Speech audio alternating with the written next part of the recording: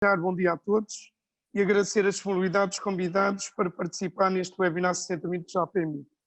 Hoje temos connosco o Presidente da Confederação de Comércio e Serviços de Portugal, Engenheiro João Vieira Lopes, Tiago Caiado Guerreiro, um conhecido e reconhecido advogado e fiscalista que já nos habituámos a ver nos órgãos de comunicação social. Antes de dar início a esta conversa, quero, em nome da APMI, dirigir um agradecimento público e especial ao Engenheiro Vieira Lopes, pelo incansável papel que tem desempenhado em representação da CCP e das associações que entregam a concertação social. Bom dia a todos, bom dia aos dois, mais uma vez. Obrigado por terem aceito o meu convite.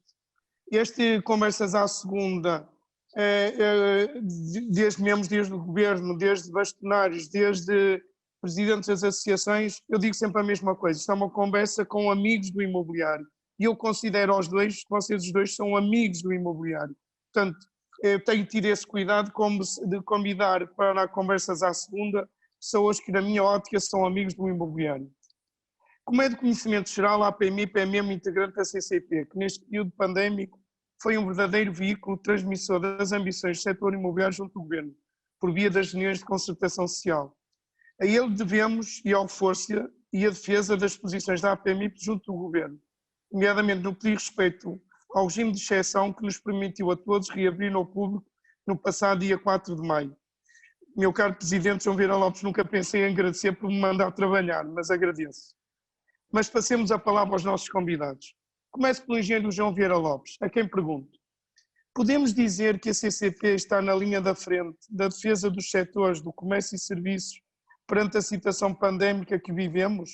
São muitas as empresas deste setor que estão a sofrer diariamente as consequências desta crise. Muitas delas estão em layoff e em processo de reabertura ao público. Acha que estas empresas têm condições para regressar ao trabalho a 100%? A palavra é sua. Primeiro de tudo, muito obrigado ao Lima pelo convite, muito obrigado ao meu companheiro de sessão, que aliás já fomos companheiros de uma sessão recentemente, não é? É verdade. Uma sessão um pouco original, porque o nosso amigo José Gomes Ferreira resolveu convidar uma espécie de partidos verdes que existe nesta área do empresariado, mas isso fica por outras vezes. Luís Lima, isto é assim, se nós estamos da vanguarda ou não estamos da vanguarda, isso compete a quem está de fora, digamos, apreciar. Que nós vamos a jogo, isso faz parte do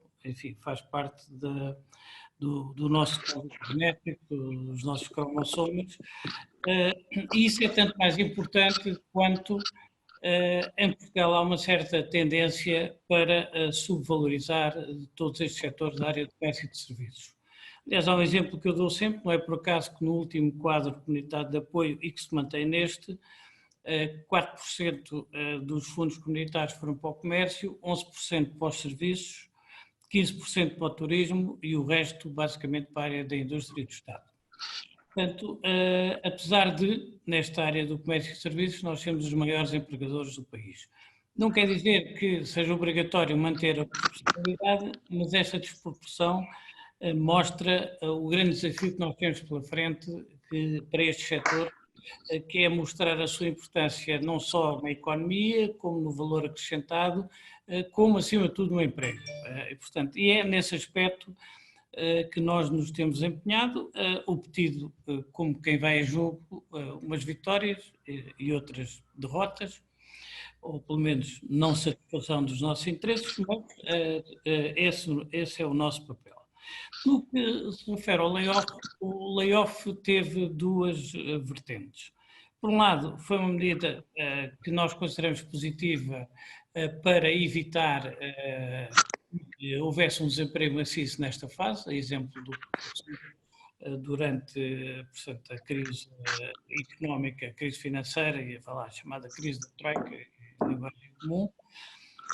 Por outro lado, teve muitas falhas operacionais por parte do Governo, sendo algumas naturais, porque, de facto, de repente os serviços ficaram confrontados, quer dizer, com um aumento brutal de pressão de trabalho e mais a mais numa fase de teletrabalho, mas por outro lado também houve alguns erros da comunicação por parte do Governo que deveria ter tido mais cuidado ao assumir os compromissos, nomeadamente em relação aos términos. Mas, independentemente disso, o layoff determinou um papel importante. Neste momento, a reabertura que se está a fazer tem duas características. A primeira característica é que ela é imprescindível, na medida em que os efeitos económicos da estagnação e da debacle de um conjunto de empresas e da queda da economia acabavam por ter também um efeito em termos de saúde pública, penso que isso é uma questão unânime, mas por outro lado ela está a ser mais lenta do que aquilo que eventualmente até se previa, por dois tipos de razões. Não nos podemos esquecer que há quase 2 milhões de pessoas que perderam rendimentos neste período e, portanto, atraem-se um bocado na sua capacidade de consumo. Não nos podemos esquecer que existe ainda uma certa onda de algum medo em relação à retoma, medo esse que, enfim, de certo modo é natural, que teve até um aspecto positivo quando as pessoas tiveram que fazer o confinamento, porque o medo, não tínhamos qualquer dúvida, eu percebo que os nossos dirigentes políticos tenham que fazer grandes elogios ao civismo dos portugueses, faz parte da sua colocação no xadrez, mas a questão do medo ajudou muito, digamos, às pessoas conterem-se numa certa fase. Sair dessa situação já é muito mais complexo e, portanto, juntando a quebra de poder financeiro ou económico das pessoas, mais o medo, mais ainda alguma lentidão em algumas medidas de desconfinamento que o Governo tem tomado, digamos, esta retoma está a ser bastante mais lenta do que aquilo que seria desejar.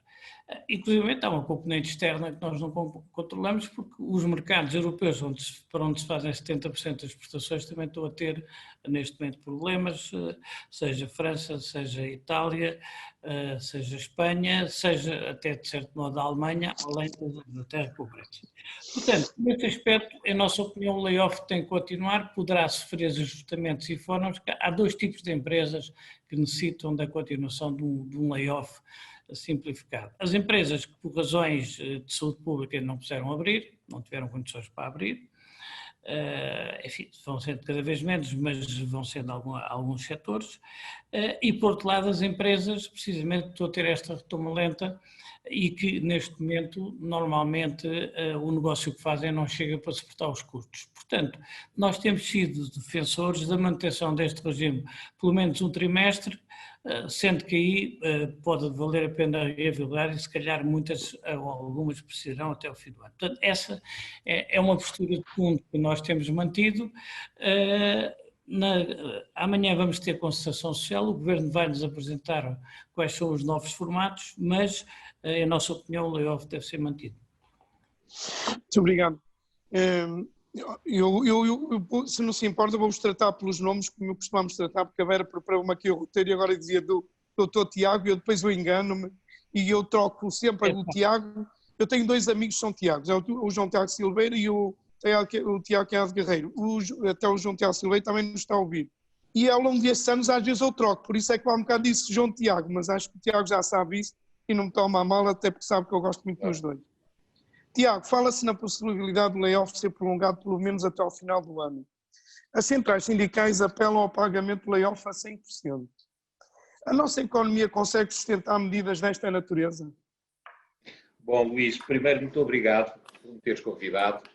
Tu és realmente o cavaleiro do imobiliário e até agora a pessoa mais eficaz que eu conheço na promoção do imobiliário racional e para o desenvolvimento económico do país, que é uma coisa muito importante, é dar-lhe o dinamismo de desenvolvimento económico e gostei muito do debate que tivemos, João, a semana passada. Foi a semana passada, não foi? Ou já foi há 2 semanas? Já não me lembro. Enfim, eu penso que foi a semana passada com o Saraiva, com o João Mexer. Acho que foi a semana passada. Mas o que é que me parece acerca do layoff? Eu penso que o layoff é absolutamente fundamental para manter empresas viáveis. O Covid-19 parou a atividade económica de uma forma que nenhuma crise financeira, nem de grande depressão, nem o que quer que seja, alguma vez parou. As pessoas pura e simplesmente recataram-se em casa, as empresas fecharam as suas atividades, o consumo parou praticamente, exceto para os bens essenciais, dos quais caricatural estava o papel higiênico, ainda não percebi o fascínio do papel higiênico que as pessoas tinham, mas quando íamos tentar comprá-lo já não havia. Mas isto revela que as pessoas mudaram totalmente os seus comportamentos, de tal maneira que pararam. Se essas empresas e pessoas que descontam quase 5 salários por ano não conseguem ser apoiados num momento tão grave como este, então não há justificação para existir a segurança social, porque a segurança social existe para garantir as pessoas e para garantir às empresas que em situações excepcionais há mecanismos de defesa das mesmas que lhes permitem continuar a viver e mecanismos de defesa, claro, do equilíbrio e da capacidade económica das pessoas. Por isso acho que deve ser mantido, se calhar até ao final do ano, e acho que, por exemplo, mas eu sou um defensor desta parte, acho que tem que haver igualdade. Acho que não há portugueses de primeira e de segunda, ou pelo menos não devia existir, e por isso o funcionalismo público está a ganhar 100%, acho bem, mas acho que até o setor privado tem exatamente que ter 100%, porque não faz sentido que não o tenha. E não faz sentido que haja pessoas e empresas que não estão a ser abrangidas. Isto tem que haver uma igualdade, tem que haver moralidade e não se pode, pura e simplesmente, violar o artigo 13º da Constituição, dizendo que são pressupostos diferentes. São todos colaboradores, trabalhadores, de formas diferentes, têm que ser tratados de forma igual. Sustentabilidade do sistema. O sistema tem que ser sustentável, mas tem que ser sustentável pela racionalização do mesmo. Nós precisamos de criar crescimento económico, que é aquilo que faz disparar a receita fiscal para sustentar o sistema de segurança social, e, por outro lado, precisamos de racionalizar o desperdício e a despesa em excesso que temos. E se nós fizermos isto, nós podemos ter boas reformas para as pessoas, segurança nestas situações excepcionais e igualdade entre todas. E isso é absolutamente fundamental. Agora, por vezes o que notamos, e apesar da vossa luta permanente, por exemplo, para a defesa do imobiliário, muita gente se esquece que representa mais de 1/3 do produto interno bruto das sociedades desenvolvidas. Em Portugal, devido ao turismo, supera os 36% dos dados que eu vi e representa uma enorme parte do emprego. Há sucessivamente ataques ao mesmo. Nós podemos ver que desde 2017 foi criado um imposto excepcional, que é o IMI, que agrava o investimento, que o IMI tem feito reavaliações das casas, tornando-o, em alguns casos, para valores absurdos, e com isto aumentado imenso o imposto sobre o imobiliário. Mas há irracionalidade. Houve uma medida com os residentes não habituais e com os Golden Visa que transformava os imóveis em bens transacionáveis, isto é, passavam a ser um produto de exportação. E são produtos de exportação que se calhar começa nos 100 mil euros e pode ir até aos 10 milhões, por isso é um produto de exportação extremamente relevante. E houve uma reação contra isso. Por isso nós temos aqui forças que se movem de forma estranha, porque isto é no interesse do país, o crescimento e o desenvolvimento do parque habitacional, a sua melhoria de qualidade, a sua internacionalização, a enorme receita fiscal que ele gera, porque um imóvel é 50% de imposto. Nós, quando compramos um T4, na verdade estamos a comprar um T2 mais outro T2 de impostos. 50% de um imóvel é imposto. Por isso, é algo que não é minimamente racional. E são medidas, por vezes, que vêm, que são políticas contra estas decisões que não fazem sentido nenhum. Quando o problema da oferta, como tu sabes, Luís, e melhor que eu, que és especialista na área, resulta da extrema dificuldade de licenciamento, da morosidade do licenciamento, da burocracia envolvida no processo, que não permite que haja uma oferta grande que permita estabilizar os preços, que era no interesse de toda a gente.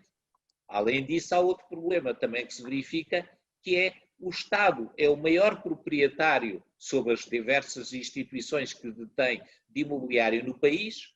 Por exemplo, em Lisboa, no Porto, muitas outras grandes cidades onde existe procura e não existe oferta, tem imensos terrenos que não disponibiliza para construção, por exemplo, a custos controlados, poderia ajudar os mais jovens ou outras pessoas a terem um espaço onde habitar na cidade.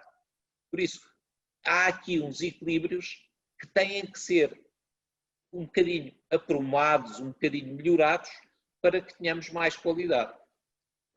Obrigado, Tiago. Sra. Lopes, quais as principais lutas que a CCP tem neste momento em cima da mesa? Sinta-se sempre à vontade de responder, isto é uma conversa entre amigos e com amigos. Portanto, sinta-se à vontade de dizer o que quiser na resposta. Não sou como a José Gomes Ferreira, que depois te diz que oriento a resposta dele para um caminho, foi o que ele disse no Algarve, mas eu não sou bem assim. Às vezes ele é que quer que nós dizemos as coisas de determinada maneira e também às vezes nós também não aceitamos.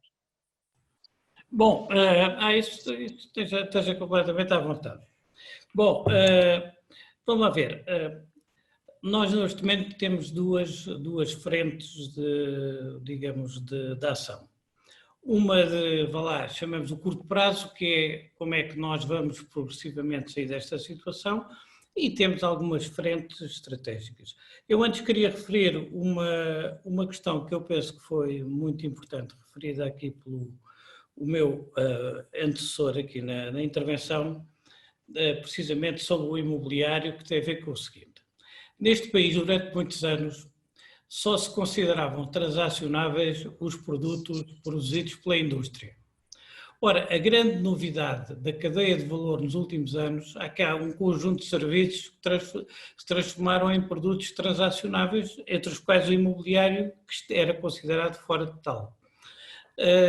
Como, por exemplo, hoje em dia, aliás, a própria construção, quando exporta, além do imobiliário, o que exporta é projeto de obra e gestão de obra, que são serviços. Hoje em dia há um conjunto de serviços que há 15 ou 20 anos eram considerados não são transacionáveis e hoje são transacionáveis. O ensino, as nossas universidades, quando atraem milhares de estudantes de ensinos, estão a transformar o ensino num serviço transacionável. E é esta visão que, infelizmente, muitos dos nossos escritores económicos ainda não percebem e estão muito agarrados ainda àquela visão de que transacionável é só um bocado a indústria, que é necessária. Quanto mais indústria o país tiver, melhor. Nós não somos contra isto. Eu costumo dizer, até já disse a alguns ministros, o meu background até é de engenharia, apesar de ter sido um erro de casting familiar e nunca ter praticado, mas de facto, quer dizer, neste momento, eu penso que isso é uma referência importante. Entrando agora propriamente nas questões, portanto, no curto prazo nós fizemos algumas medidas claras, uma é do layoff, outra é as linhas de financiamento que estão estranguladas e que não estão a chegar, digamos, ao ritmo adequado, seja inicialmente o filtro das sociedades de garantia mútua, que também não estavam preparadas, seja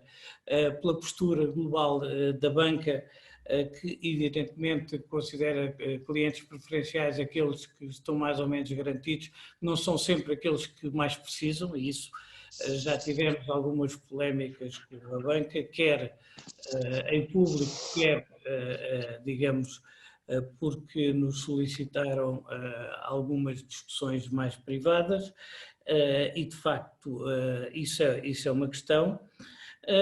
Para além disso, também há a necessidade de, digamos, dos chamados, estes pequenos programas tipo Adaptar, quer dizer, que já se esgotaram, quer dizer, aliás as verbas eram ridículas, há 100 e tal mil empresas que teriam acesso, houve 17 mil que concorreram e numa semana esgotaram, e que é preciso também andar para a frente com este tipo de programas. Agora, em termos de enquadramento estratégico, nós temos que olhar para a nossa tipologia de empresas com todas as dificuldades inerentes tentarmos sistematizar as coisas de uma forma mais simplista. Olha, nós temos duas tipologias de empresas. Temos as médias e as grandes empresas, que em Portugal têm um problema estrutural de descapitalização e que têm sido feitas algumas melhorias, mas nós costumamos dizer na CCP que enquanto for mais favorável fiscalmente ir buscar dinheiro à banca do que meter capitais próprios, seja suprimentos, seja outros, nas empresas, essas empresas terão sempre um déficit de capitalização, o que depois lhes dificulta, por um lado, a capacidade de desenvolver um negócio e até da própria relação com a banca. Portanto, é necessário, quer dizer, o investimento nesse sentido, que terá que ser feito, provavelmente, com uma parte também a fundo perdido, seja sob o ponto de vista de participações de capitais, seja sob o ponto de vista de isenções fiscais, etc. Isso, nós fizemos um grande projeto nesse sentido. A CCP está a participar num grupo de trabalho no Ministério da Economia, nesse sentido, mas não temos ainda ideias muito claras. Aliás, provavelmente o nosso colega destas lides, José de Matos, que é que tem representado a Confederação, é capaz de ser um dos nossos ouvintes, e ele poderia, se quiser, intervir sobre isso. Um outro universo são os das microempresas, pequenas e microempresas, que é quem garante o emprego. Que é uma coisa que foi mal compreendida precisamente no processo da Troika, quer dizer, em que havia quase uma ideia da distribuição criativa desse tecido empresarial, e isso é que levou o desemprego a 18%.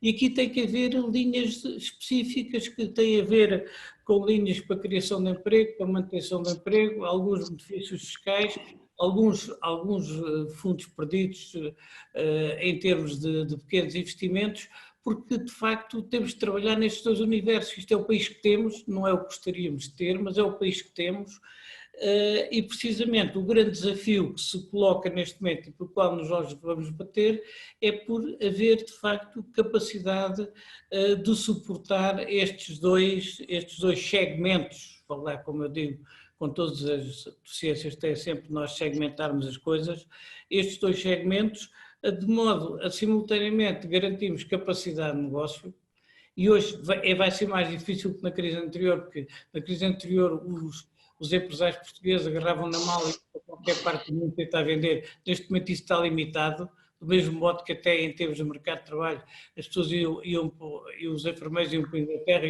enfim, havia todas essas medidas e hoje isso também está tudo limitado, e por isso temos que dar muita atenção como é que vamos segurar este tecido das microempresas, que vai ser a chave do emprego e vai transformar, quer dizer, portanto, vai ter que ser transformado, tem que evoluir no digital, etc. Portanto, estas são, digamos, as nossas grandes preocupações, havendo depois alguns aspectos específicos de que nós ainda falaremos, que tem a ver com as rendas, etc. Tiago, na tua opinião, quais deveriam ser as prioridades estratégicas da ação governativa? Bom, na minha opinião, e só pegar só numa coisa que estava a dizer o João na intervenção anterior, que é muito importante, que é a capitalização das empresas. Nós temos um problema gravíssimo de descapitalização das empresas em Portugal, com uma alavancagem de dívida, especialmente bancária, elevadíssima, e elas são, por isso, extremamente sensíveis a qualquer pequena crise, que põe em causa a sua existência. Isso não é difícil de resolver, leva alguns anos, mas não é. Agora era preciso um conjunto de medidas fiscais que são extremamente simples, que eu, aliás, através da CIP já as propus, que é, por exemplo, a igualização entre a dívida dos bancos e suprimentos ou formas de financiamento particulares, em que ambas são dedutíveis para efeitos fiscais. Isso fez-se na Bélgica, fez-se na França, fez-se em muitos países quando existia um elevadíssimo nível de endividamento das pequenas empresas, chama-se Notional Interest Deduction, isto é, há um determinado juro ficcionado que é deduzido ao imposto das empresas quanto maior for o seu capital próprio. Se a pessoa fizer suprimentos de 500 mil euros ou puser no capital próprio 500 mil euros, esse capital próprio tem uma ficção de que tem um custo, imaginem, de 3% ao ano ou 4%, que é dedutível nos impostos. Isto permeia quem fortaleça os capitais próprios. E foi assim que a Bélgica, que tinha problemas gravíssimos de endividamento das empresas e que esperava melhorar a situação em 10 anos, conseguiu resolver a situação praticamente em 6 ou 7. E tinha problemas tão graves como nós.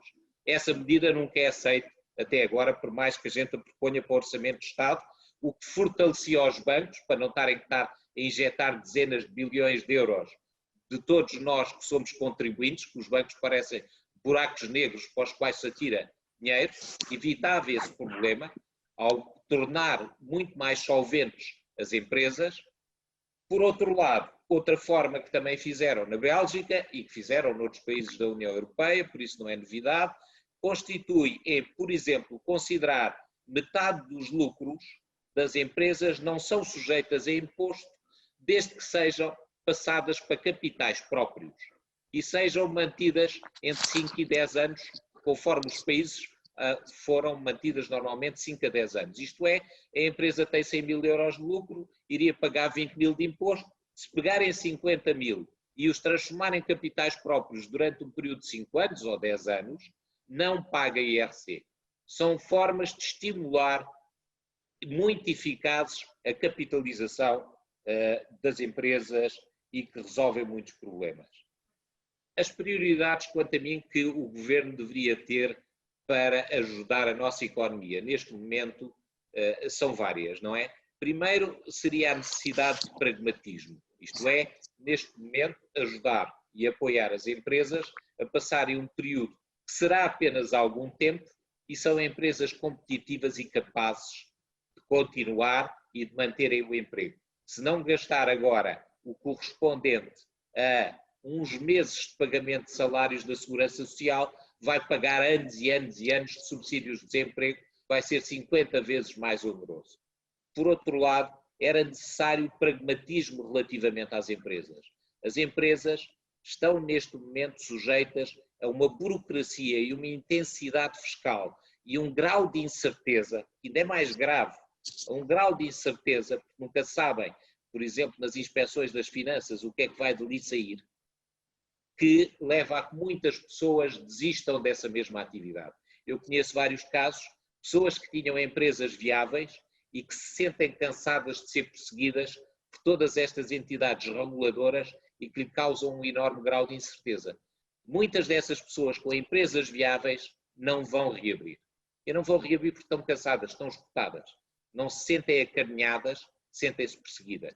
E isto é um dos efeitos negativos que está a acontecer.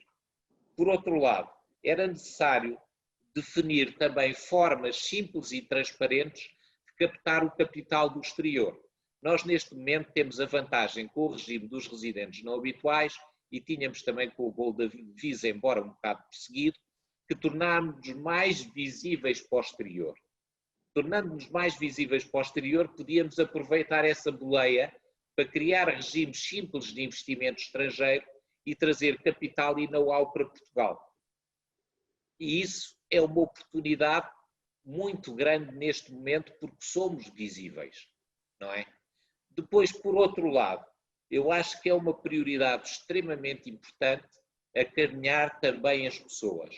Nós temos um IRS que é exponencial, cresce demasiado depressa.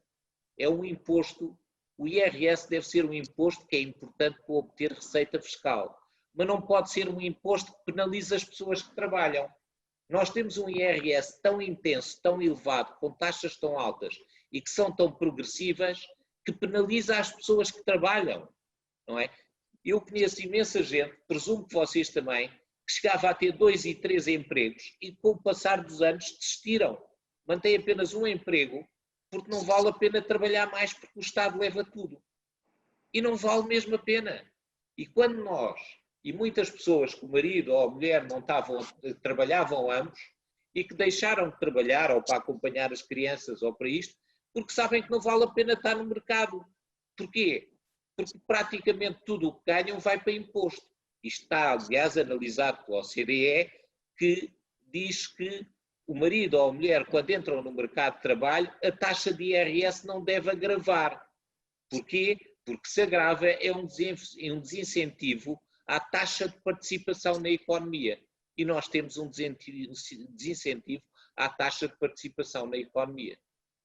Estas medidas, que são medidas extremamente simples, poderiam dar um boost económico. Por exemplo, nós vimos que a medida dos residentes não habituais traz para Portugal imensas pessoas com capacidade económica que gastam muito dinheiro, muitas vezes adquirem casa, que 50% é imposto para o Estado. Quando vão almoçar fora, pagam o IVA no almoço. Quando vão comprar coisas ao supermercado, estão a pagar IVA, que é receita fiscal para o Estado. Quando compram um automóvel, então pagam tudo e mais alguma coisa. É praticamente a mesma coisa que comprar uma casa. É quase 50% de imposto para o Estado. Nós podíamos aproveitar isso mais e obter desenvolvimento. Aí nós temos um caso que é paradigmático. Toronto. Toronto, que era uma pequena cidade, muito fria, cheia de vento, super desconfortável, com o pior clima que eu alguma vez já tive na minha vida, conseguiu transformar-se num centro financeiro através dos Golden Visa que fazia, porque as pessoas pensam só fazemos Golden Visa em Portugal. Não, isto já existe há muitos anos. Os ingleses fazem, os alemães, os franceses, os espanhóis, os americanos, os canadenses, os australianos. Eu não me lembro é quem é que não o faça. Por isso, isto é feito nos outros países. Ora, conseguiu captar de tal maneira investimento, esse investimento levou ao desenvolvimento de outras atividades, porque o imobiliário tem um efeito de arrastamento de uma data de atividades. Criou-se um centro financeiro em cerca de 20, 25 anos, um dos importantes centros financeiros do mundo.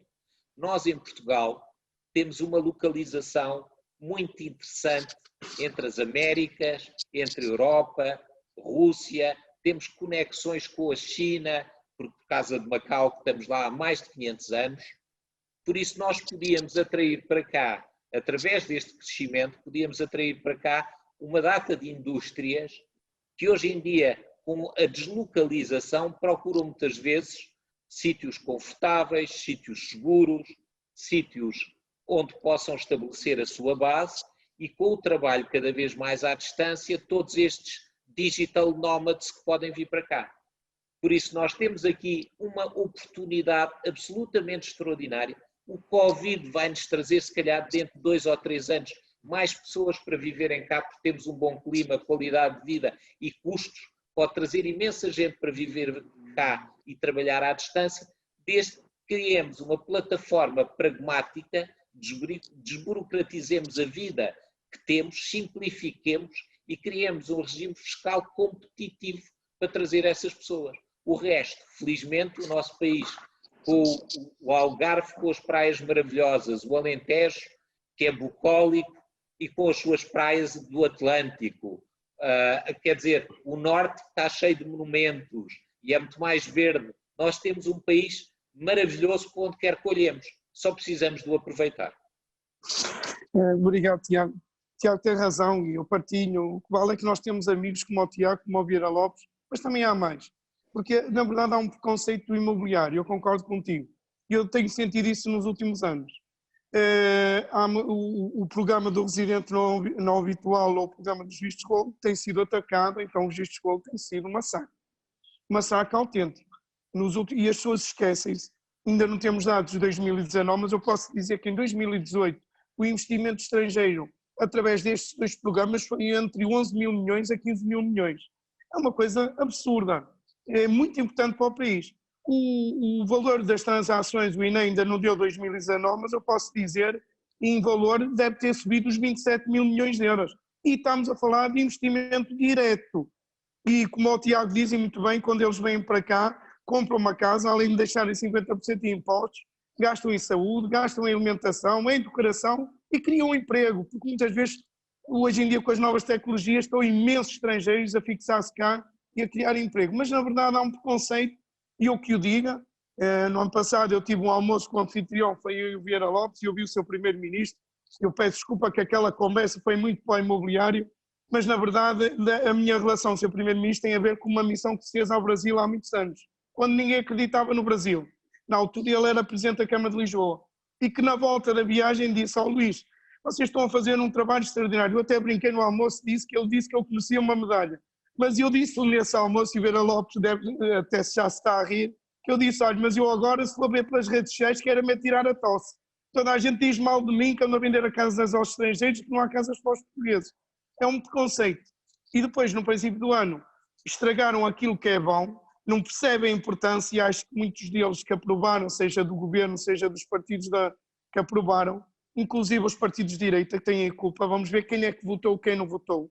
Eu não entendo os pais da criança abandonaram a criança, portanto não foi só os partidos, mas de uma orientação política. Infelizmente todos têm culpa. E deixaram alterar um programa que era excepcional, acho que muitos deles hoje em dia já têm com a linha, e aí tem a ver com esta pergunta, Tiago, que eu te vou fazer. O imobiliário tem sido, a par do turismo, um dos grandes impulsionadores da economia nacional, nomeadamente para a captação de investimento estrangeiro para o país. Neste período em que o turismo levará o seu tempo a recuperar, há sinais que o milagre português na gestão da crise sanitária poderá aumentar o interesse de estrangeiros a investir no imobiliário nacional. Tiago, consideras que esta situação e a necessidade de encaixe financeiro poderão levar o governo a recuar nas medidas recentes tomadas para travar os vistos gold? Bom, eu espero que sim, porque eu não me faz o sentido atacar os vistos gold. Os vistos gold representam 0,5% das vendas em Portugal, não influenciam o mercado. Quando se diz os preços das casas em Lisboa, Porto, Coimbra, nos centros maiores subiram por causa dos vistos gold, isso não é verdade. É demasiado pouco o mercado. Agora, politicamente, é fácil de culpabilizar as pessoas. E isso são questões ideológicas, não são preocupações com a população portuguesa nem com o emprego. É pura e simplesmente demagogia. Os problemas que resultam de não existir oferta de casas vêm do Estado, através das câmaras municipais, que tornam tão burocrático o licenciamento, que devia ser uma coisa que levava 6 meses no máximo e que leva por vezes 10 e 12 anos, que as pessoas, mesmo que queiram construir casas, não conseguem. Isto quando não fazem, quando não está regulamentado de tal maneira que uma pessoa tem um terreno enorme e pode construir uma vivendinha lá e outro, por acaso, ao lado consegue construir um prédio com 50 andares. Coisas deste género e que são muito pouco explicáveis. Era necessário que o sistema fosse transparente, simples e permitisse fazer chegar ao mercado as casas rapidamente para as pessoas que precisam delas. Assim que isto acontecer, os preços caem para metade. É imediato. E há muito mais compras, vendas. É bom para a economia, é bom para as pessoas que procuram casa, é bom para os bancos que há mobilidade, é bom para a receita fiscal, é bom para tudo. O que é que se eu acho que o governo poderá recuar ou não? É assim, houve uma entidade que tem o meu maior respeito, apesar de todas as ironias que circulam na internet, que é a Direção-Geral de Saúde. A Direção-Geral de Saúde propôs uma medida que era que as crianças pequeninas tinham que estar a 2 metros de distância umas das outras num jardim infantil. Quem tem filhos ou alguma vez levou os filhos ao jardim infantil sabe que isso é tanto possível como pôr um autocarro da Carris a voar, não é? É exatamente a mesma coisa. Acho que é mais fácil pôr um autocarro da Carris a voar do que conseguir que as crianças mantenham essa distância. Mas extraordinário, um dia depois ou 2 dias depois recuou. Isso é o quê? Isso é uma coisa que não acontece com o setor público, que é esmagador com desprezo total. Recuou demonstrando uma enorme inteligência e uma enorme maturidade. Perceberam? Não, nós enganamos. Devemos corrigir isto. Eles têm razão. Não pode ser assim. Quando alguém muda de opinião, é porque é inteligente. É porque está atento aos outros. É porque é uma pessoa capaz. E é uma pessoa humilde. E são essas pessoas que são superiores. Ora, o que nós temos, infelizmente, na tradição política é um mau argumento, vamos levá-lo até a fim. Quer dizer, é como a estupidez, não é? Os estúpidos é que não mudam de opinião. Por isso, naturalmente, eu acho que as circunstâncias mudaram, a medida não era boa, o Estado português precisa imenso de receita fiscal. Vai ter um déficit elevadíssimo. Apesar dos apoios da União Europeia se nós não começarmos a pôr a economia a crescer, nós vamos para a bancarrota, ou ao caminho da bancarrota, temos aqui o FMI outra vez. Por isso, prejudicar uma coisa que transforma um bem intransacionável num bem transacionável, com uma dimensão enorme, porque cada unidade tem um valor extremamente elevado e que a seguir traz imenso emprego e traz imensa atividade económica, é a medida mais irracional que podemos ter. Por isso, eu tenho alguma esperança que alguém com maior humildade intelectual e maior capacidade de visão perceba que não era uma boa medida e recue. No entanto, Luís, já sabes, é preciso inteligência e é preciso capacidade. Há uma frase muito gira do Winston Churchill que diz: quando as coisas mudam, eu mudo a opinião. O que é que o senhor faz? É inteligência, não é? Vamos ver se tem essa sageza. Se calhar não inteligência, mas sageza. Eu espero que sim. Eu também tenho essa esperança. Tenho essa esperança, que senão pessoas como nós vão ter que falar no momento certo. Vamos dar tempo ao tempo para ver, o tempo começa a apertar, mas eu acho que eles vão ser os primeiros. Pera Lopes, no que diz respeito ao arrendamento não habitacional, o Governo adotou um regime de exceção para o diferimento dos pagamentos das rendas, que terminará em breve. Queria ser necessário criar alternativas para apoiar quem, pela quebra de rendimentos e faturação, continua a ter dificuldades em assumir o compromisso de pagamento das rendas comerciais?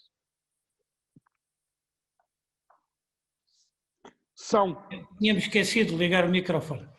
Bom, a questão do arrendamento não habitacional é um problema antigo, pelo qual nós nos temos batido, na medida em que usar no arrendamento, portanto, comercial ou empresarial, como queiram chamar, as mesmas regras do habitacional não tem, em nossa opinião, qualquer sentido há muitos anos.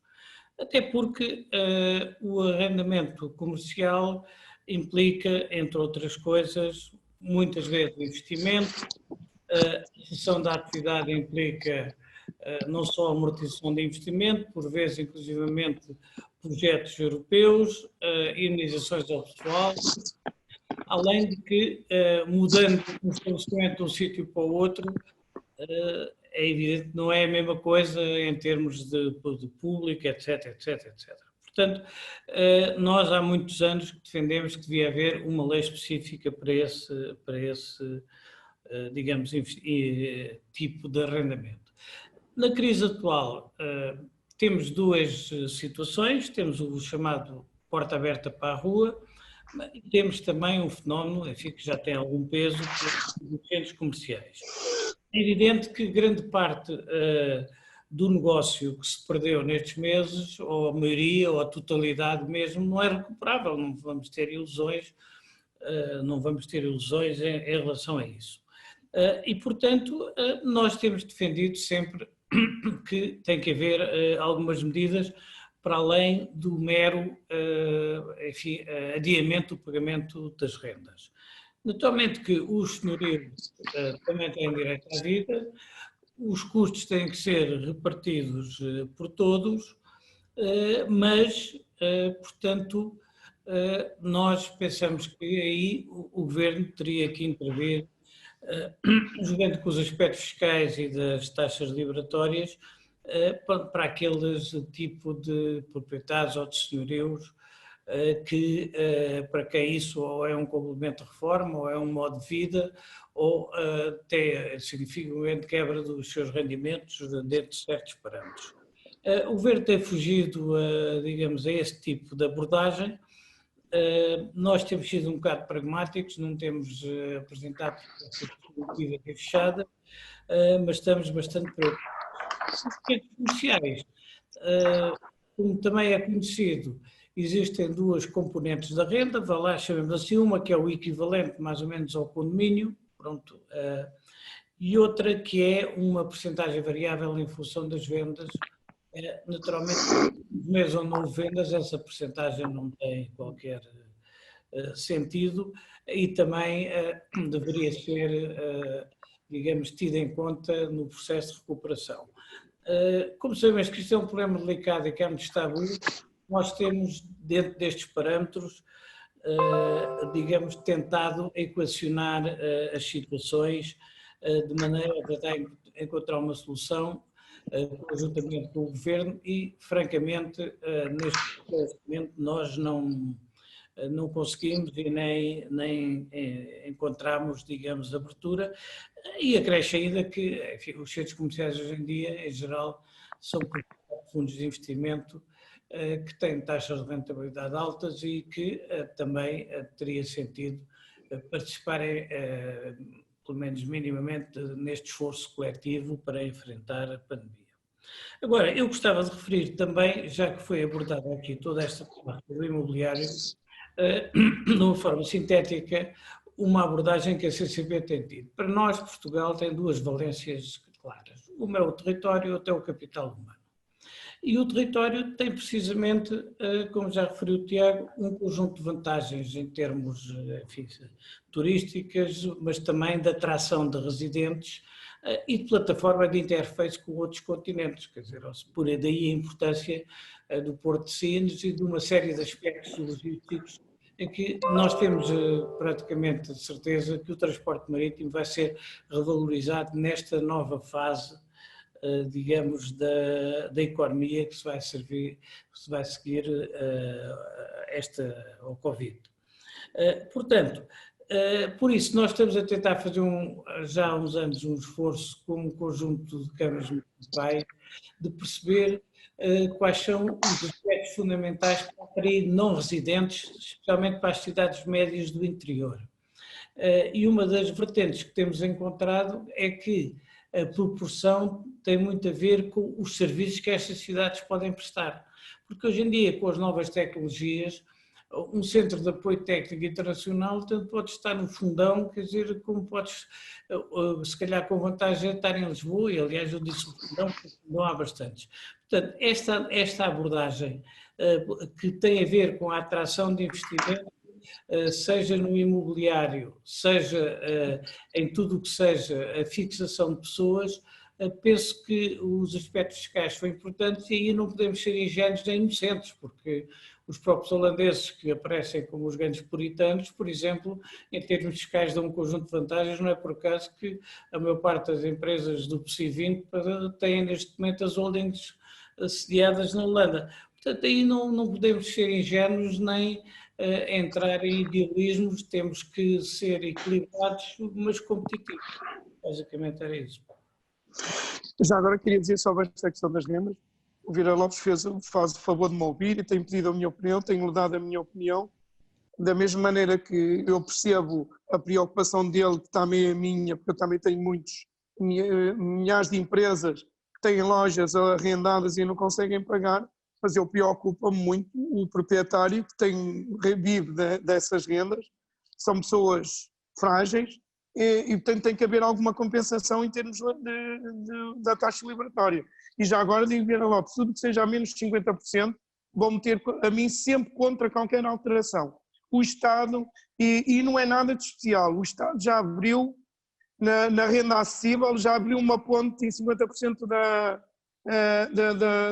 da taxa liberatória. Portanto, neste caso, é que os 50% nem sequer compensam as duas rendas. E temos que pensar que são pessoas, volto a dizer, são pessoas frágeis, que gastaram lá as suas poupanças. Nós precisamos, para manter o negócio, o mercado interno, voltar a atrair essas poupanças, até porque existe essa possibilidade de que o dinheiro no banco não dá nada, mas precisamos que as pessoas, como o Tiago disse há um bocado, sintam-se confiança. Se as pessoas sentirem que nós continuamos a ser árvore das patacas, isto começa a árvore toda a cair, não é? Da mesma maneira, também não queria deixar de dizer, eu concordo com o Tiago na questão do layoff, que acho que no setor privado deve ser a 100%, mas há uma coisa que eu ainda não percebi, Tiago, quem é que vai suportar esses 100%? Porque se pedirem mais esforço às empresas é muito complicado. Eu acho que vocês conhecem até muito melhor que eu tenho andado pelo país todo, pediram para fazer um relatório como é que está a correr a abertura das empresas no meu setor, e é isso que eu ando a fazer, mas eu vejo muitas empresas que estão a empenhar, a hipotecar para pagar aquele 1/3 do salário, a usar contas calcinadas, e eu espero que o setor financeiro não nos tire a ponte. porque eu já vi isto quando foi da Troika e aprendi. Eu pessoalmente não estou nessa situação porque aprendi com isso, mas há muita gente a voltar a usar as contas calcinadas para pagar esse 1/3 dos salários. E isso não vai ser 2 ou 3 meses. Vejam o caso das agências de viagens. Vai demorar imenso tempo. E o Estado, por favor, vai deixar de pagar subsídios de emprego. Não peçam, acho que é justo, que deve ser igual, mas deve ser o Estado a assumir esse custo e não pedir mais o esforço às empresas, que as empresas não têm capacidade. Como é habitual, eu sei que hoje alongámos-nos mais, a Vera a editora já deve estar a ficar um bocado que nós não estamos a cumprir o tempo. Foi uma conversa muito agradável. Eu agradeço mais aos dois. Se concordassem, algumas pessoas fizeram algumas perguntas, ainda temos 10, 15 minutos, mais ou menos isto, para respondermos, e depois eu no fim despedia-me e depois daria a palavra a cada um para se despedir, se concordar. Posso pedir à Vera para dizer as perguntas? Concordam? Claro que sim. A primeira questão que eu tenho aqui foi-nos encaminhada pelo Sr. Rui Sousa e é dirigida ao Dr. Tiago Caiado Ferreiro, que pede que dê a sua opinião sobre a previsão de entrada dos fundos europeus em Portugal e como deveriam ser distribuídos pelos setores de atividade. Bom, a previsão de entrada, não faço ideia nenhuma, isso depende sempre da burocracia europeia e da resistência de alguns países relativamente à sua aprovação, mas o facto de ter o apoio da Alemanha e da França é extremamente importante. Como é que eu acho que deveria ser distribuído? Deveria ser distribuído por uma vez para o setor privado. Isto é, em vez de grande parte ser absorvido do Estado, devia ser para o setor privado, para a atividade económica, para a modernização das empresas, por forma a permitir que se vá gerar crescimento económico. Isto é, nós não precisamos de mais obras públicas demonstrativas, poderemos precisar de investimentos em transportes, em várias áreas e melhorias, mas precisamos que as pessoas e as empresas melhorem a sua qualidade, se modernizem, se financiem com mais capacidade. Por isso, era necessário que isso fosse chegar às pessoas. Outra coisa, Luís, me parece muito importante. Eu o que dizia há bocado nos layoff é que o Estado os devia assumir. Não devia haver a distinção entre funcionalismo público e empresas. As empresas não deviam ter que meter dinheiro. Não faz sentido. Não têm receitas. É matá-las a médio prazo ou curto prazo. Se uma pessoa desconta 5 salários todos os anos para a Segurança Social, o Estado não consegue mantê-la durante 6 meses ou 9 meses. Então, para onde é que vai esse dinheiro? Não faz sentido. É o Estado que tem que suportar. Mas, se não o fizer, está a fazer araquiri, está-se a suicidar, porque o desemprego vai para 20% ou 30%. Por isso, o Estado tem que ser racional, tem que pegar nesse dinheiro e, neste momento absolutamente excepcional, permitir às pessoas terem qualidade de vida e às empresas sobreviverem. Sobreendividadas já elas estão. Atenção que nós tivemos uma crise prolongadíssima financeira, nos outros países foi ultrapassada, mas só muito mais tarde em Portugal. Temos as empresas extremamente frágeis pelo sobreendividamento, temos as empresas extremamente frágeis pela pressão fiscal louca a que são sujeitas, de elevados impostos e de incerteza. Por isso, é como um baralho de cartas. É só dar um empurrão e o castelo cai todo. Não se pode fazer isso. É preciso segurar as empresas e as pessoas neste momento excepcional.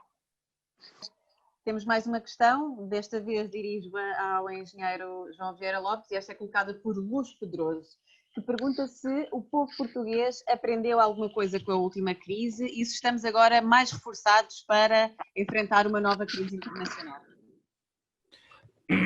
Bom, eu acho que o povo português é muito heterogéneo, acho que as pessoas aprenderam que é necessário fazer alguns sacrifícios, mas, no entanto, eu penso que na última crise, na segunda última crise, houve algumas situações preocupantes. Por exemplo, a poupança em Portugal é baixíssima. Antes de chegarmos a esta crise, a qual andava cerca dos 4%, nós sabemos que os rendimentos são baixos, mas a cultura de poupança e o incentivo governamental à poupança não nos parece que aí tenha mudado muito os comportamentos. Por outro lado, é difícil pedir também às pessoas que evoluam de uma maneira muito diferente, com as limitações que existem num país como Portugal em termos dos patamares de rendimentos, em termos das desigualdades e em termos da capacidade de oferta. Ora, nós que estamos no imobiliário, eu gostava de chamar a atenção para uma questão importante que o Luís Lima tem levantado, que é, por exemplo, o país precisa de aumentar muito a oferta de habitação para as classes média e média-baixa. Ou seja, nós não vamos ser invejosos, é preciso vender habitação de luxo, é preciso atrair investidores estrangeiros para a habitação de luxo, mas é preciso consolidar o mercado português nesta área. E isso é extremamente importante, do mesmo modo que também é necessário criar condições para haver um mercado de arrendamento, porque grande parte dos portugueses foram proprietários à força, por falta de oferta de arrendamento, e isso equilibraria mais o mercado. Portanto, eu acho que houve alguma aprendizagem em termos, enfim, de disciplina e de preocupação, mas há condições, digamos, infraestruturais que levam a que muita gente vai passar por dificuldades independentemente do seu esforço e da sua boa vontade.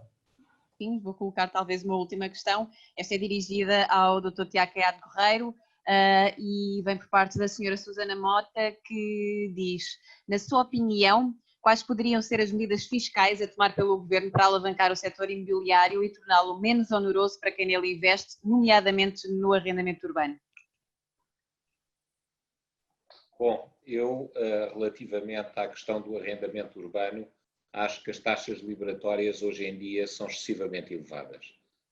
Não se esqueçam que as taxas liberatórias durante muitos anos eram de 20% e foram aumentadas a 40%, isto é, passaram para 28%. 28%, se juntarmos a isso a atualização das matrizes, que deram um aumento enorme do IMI, a criação do AMI, que é um imposto igual ao IMI, duplicando o mesmo imposto, e a seguir as taxas municipais que dispararam nos últimos 10 anos, são aquelas taxas, grande parte delas vêm lá na eletricidade e nisso tudo, onde as pessoas as veem descritas e não sabem sequer para que é que elas servem, nem eles, se forem aos municípios, sabem explicar para que é que servem, são impostos, não são taxas, leva a que seja muito difícil dinamizar o arrendamento. Aliás, neste momento, com o IMI, AMI, taxas, etc., é muito difícil obter uma remuneração que seja razoável. E a remuneração neste momento só é minimamente razoável porque as taxas de juros estão negativas, que é uma coisa dificílima. Se chegasse cá um extraterrestre e lhe disséssemos que tínhamos que pagar para pôr a nossa poupança nos bancos, ele pensava que isto era estranhíssimo, que raio de planeta é que isto é. Por isso, isto é uma coisa absolutamente extraordinária na história, que está a levar em que a baixíssima rentabilidade do arrendamento ainda continua de alguma forma subsistir. Mas não há medidas fiscais que promovam a massificação desse mesmo arrendamento e que o tornem numa atividade de poupança interessante para as pessoas. Porque as pessoas, depois há a questão da segurança jurídica. Muitas pessoas que tinham às vezes poupado durante muitos anos e tinham comprado um apartamento para garantirem uma melhor reforma, porque sentem que quando lá chegarem provavelmente não vão ter nenhuma ou não é significativa, e isto era uma forma de dinamizar o mercado que era bom para todos, fazia chegar mais arrendamento ao mercado, desenvolvia a construção, as pessoas que não queriam comprar podiam arrendar, dando-lhes flexibilidade de movimentação, e de mudarem, por exemplo, a tipologia da casa conforme constituam família e mudem a sua situação familiar. Só com vantagens, veem que investiram, são penalizados e que a tendência até é de penalização superior, porque nos últimos 10 anos os impostos sobre os imóveis dispararam. Isto é, olham para os imóveis como a galinha dos ovos de ouro, mas como tem ovos, mas é abrir a galinha ao meio para ver se tem muitos ovos lá. É isto neste momento que estamos a fazer e nos últimos anos. Vera, eu penso que está dentro da hora, não é? Sim. Passo a palavra ao Então, Sr. Luís Lima para as despedidas. Eu, antes de mais nada, queria agradecer a todos os que nos estiverem a ouvir, mas queria agradecer, permitam-me um agradecimento especial ao Tiago e ao Vera Lopes por estarem aqui comigo a conversar, uma conversa franca, amigos do imobiliário. Acho que quem nos está a ouvir, estas 300 pessoas, como a Vera disse, de muitos países, eu acho que os meus colegas da CPLP estão a ver se o seu presidente acompanha-me sempre nestas conversas à segunda, estão sempre disponíveis. O meu colega, já agora, Vera, também o meu colega, o presidente das imobiliárias francesas, está neste momento no Algarve, vai passar 2 meses cá. Tiago, nós temos razão. Se nós não fizermos a asneira, o imobiliário pode ajudar. Ele vai passar 2 meses cá porque se sente mais seguro estar cá em Portugal e continua a trabalhar por este veículo digital. Por isso, agradeço-vos aos dois. Eu espero nos vemos brevemente, pessoalmente, se não, talvez no verão. Eu e o Tiago frequentámos a mesma praia junto com o João Gomes Ferreira. Não sei se desta vez vamos ver no bar da Júlia a escrever. Se estiver lá a escrever, temos que guardar os 2 metros, não vamos poder ver. O João Vera Lopes, já há muitos anos que me acompanha naquele almoço e este ano tinha dito ao Tiago que também fosse. Não sei se este ano vamos organizar ou não, não sei. Vamos ver, mas de certeza que nos vamos ver antes. Eu passaria a palavra apenas para despedir e agradeço aos dois. Agradeço imenso continuarem e que continuem assim a ser amigos do imobiliário. E uma esperança para todos. Sintam-se seguros porque há mais vida além do Covid-19. Tiago. Luís, obrigadíssimo pelo convite, foi muito honroso. Gosto sempre de falar. Isto contigo, pá, aliás, é super pragmático e super dinâmico e puseste o imobiliário no mapa, coisa que devia estar sempre, não é? E é pena que haja tantas forças, por vezes, que não compreendem a sua importância e que revelam uma profunda ignorância sobre o que o imobiliário pode ser fator de dinamização, qualidade de vida e desenvolvimento. Já agora um abraço também ao João, que está convidado para vir para a mesma praia que nós, que é a Balaia, tem lá um barzinho que tem um peixinho ótimo para a gente comer. Pá. Obrigado. Obrigado. Vera Lopes. Bom, eu agradeço o convite para a praia, mas eu não sou muito de praia. Agora o peixinho registro. O peixinho, está convidado. O peixinho de registro. Eu não sou mais do lado do campo do que do lado da praia. De qualquer modo, eu primeiro de tudo queria agradecer também este convite. Acho que este tipo de conversas informais são sempre importantes para nos esclarecermos as pessoas e uns aos outros, que há sempre abordagens de temas de uma forma mais sistemática. Eu diria que, para além disso, consideraria que a entrada da APMI para a CCP foi uma lufada importante de dinamismo e de chamar a atenção para nós próprios de um setor que é perfeitamente estruturante neste momento para o arranque da economia, como foi nos anos recentes. Não tenho qualquer dúvida de que o turismo vai avançar muito devagar por razões internacionais de caráter económico, mas também de caráter psicológico e outras, quer dizer, ou seja, vai demorar. O imobiliário pode ser um dos pontos que arranque, precisamente devido a essa imagem sólida que o país demonstrou durante esta crise, e penso que tudo o que nós fizermos para criar condições para este setor se desenvolver é importante para todos os ramos da economia, tendo em conta o que ela arrasta em geral. E muito obrigado mais uma vez ao Luís, e como aliás dizia, enfim, alguém que teve algumas decisões infelizes, vamos vendo por aí, claro.